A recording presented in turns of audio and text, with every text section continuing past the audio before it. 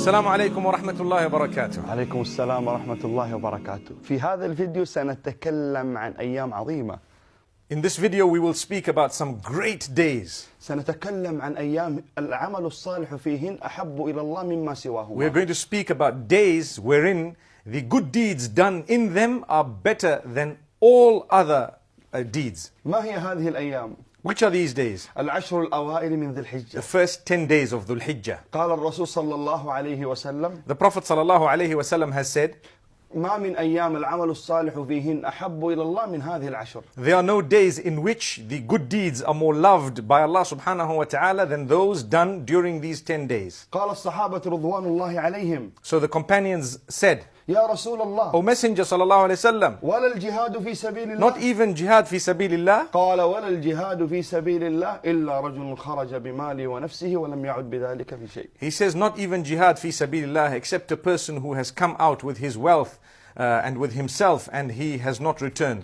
الصلاة في هذه الأيام أحب إلى الله مما سواهما. Prayer in these days is more loved by Allah subhanahu wa ta'ala than prayer in any other days. والصيام وقراءة القرآن والصدقة وجميع الأعمال. And fasting and being charitable and reading the Quran and any other good deeds.